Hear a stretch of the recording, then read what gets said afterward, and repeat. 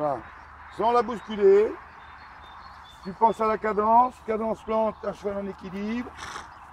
Tu la laisses s'échauffer tranquillement. Mais tu peux faire tout le terrain. Hein.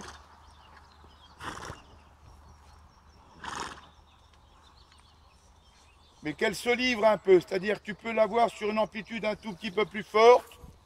Et quand tu trottes enlevé comme ça, tu trottes en passant quand tu sors ta selle, en passant le bassin entre tes coudes. C'est-à-dire dans la position du haut du buste, tu n'es pas trop en avant. Voilà. Sans reculer ta main. Marie-Hélène, va pas te cacher là-bas au fond. Le contact un peu plus bas. Ah, c'est pas mal là. Elle est pas mal hein, là, Irène. Voilà. Voilà, elle est posée sur la main. Hein. Alors quand tu vois le débraye ou elle quitte le contact, tu te grandis un peu dans le haut du buste, tu l'enrobes avec tes jambes sur une main qui fait rien. En fait, ta main, elle reste là où elle est. Alors là, cette main-là, il faut que tu sortes un tout petit peu plus les épaules. Elle est à peine sur 3 pistes.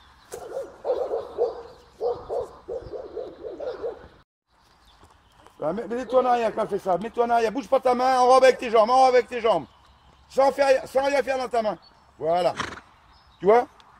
Faut pas essayer de retrouver le contact en reculant ta main. Mais quand tu fais des polons dans Marie-Hélène, c'est la même chose. Mets-toi sur une ligne bien précise.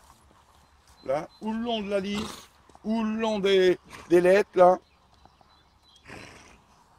La même chose que ce qu'elle fait en attelage. Ouais, pareil. Oui, la remettre en avant pour que... C'est pas en avant, c'est qu'elle se repose sur la main. Ça ne veut pas dire que tu veux que tu la renvoies plus fort. Ah, pas trop, tu sors pas trop, pas trop, pas trop. Reste fixe sur ta main intérieure et écarte ta reine gauche pour ramener les épaules quand elles sortent de trop, mais en avançant ta main. Si tu la recules, tu changes le pli. D'accord? Hein? Toi, c'est des petites nuances, hein? C'est des petites nuances, mais... Mais tu vois, moi, ce cheval-là, je le verrais beaucoup plus bas. Toi, c'est des chevaux qui portent très haut. Hein? Marie-Hélène? Et oh! Marie-Hélène? Mais réponds-moi! Oui, je te réponds, tu le verrais plus bas, tout le monde le verrait plus bas. Eh bien, fais-le!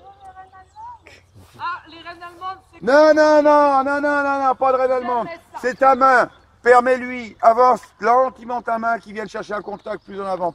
Voilà. Eh ben c'est des pics et des gras. Ben voilà, alors Et sans Marie-Hélène. te pencher en avant, Bah sans alors. te pencher en avant. Tout ça.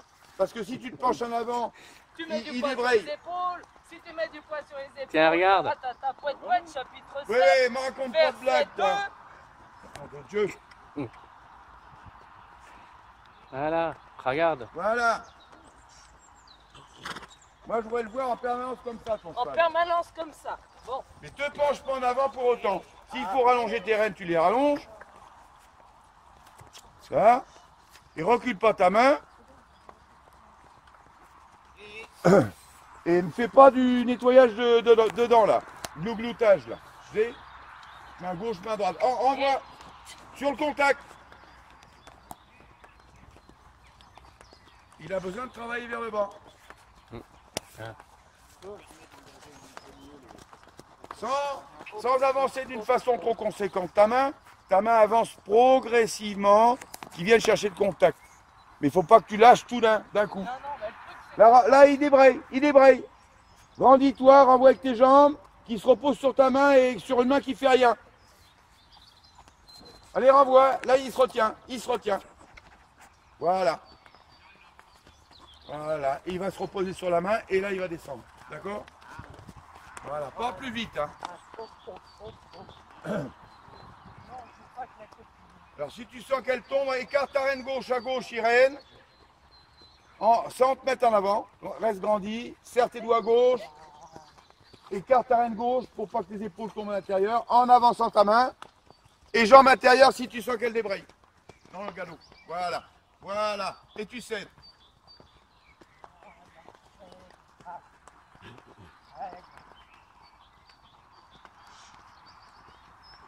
Là, elle retombe. T'as vu? T'as senti là? Comment? Il allait tomber, j'ai voulu la remettre et puis je l'avais dans l'idée de... Ouais, mais... Tu vois, elle tombe un peu à l'intérieur, là, tu sens? Ah, c'est Là. Retourne ta guide extérieure. En avançant ta main. Voilà, va avec, c'est pas grave, c'est souple. Voilà. Ah, ça fait bouger, hein. Ah oui, oui. C'est là-bas. Voilà, c'est pas de main intérieure. Quand tu agites ta guide extérieure, ta main intérieure reste complètement neutre. Hop! Guide extérieure. Pas de main intérieure. 7. Et. Guide extérieure. 7. Voilà. Alors, tu sens que tu as un contact un peu plus ferme, hein? Oui. Pas de main intérieure, pas de main intérieure. Si tu mets de la main intérieure, tu lui fais refermer le cercle. C'est que ta guide extérieure qui agit. Serre, écarte. Là-bas. Voilà, c'est. Voilà, elle va venir en place. Hein. Et tu fais rien sur ta main intérieure parce qu'on va faire toujours peur qu'elle quitte le cercle. Alors en fait, on reste sur une action intérieure. Et quand tu as cédé sur ta guide extérieure, ben, le cheval il revient en toi. Voilà. D'accord? Tu comprends? Hé, tonique. Parce qu'il manque pas grand chose pour qu'elle soit en place. Guide extérieur là-bas. Hé. Toi, si tu l'entreprends, hein, parce que dès que tu agis, elle débraye. Ah oui, oui. Toi, serre, écarte avec un coude qui se déplie. Et quand tu agis sur une main, l'autre, elle est neutre. Elle ne fait rien.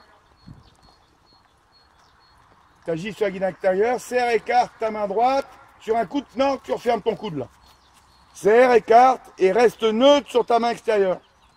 Ou l'inverse, si tu agis sur la guide extérieure, ta main intérieure reste neutre, elle n'avance pas.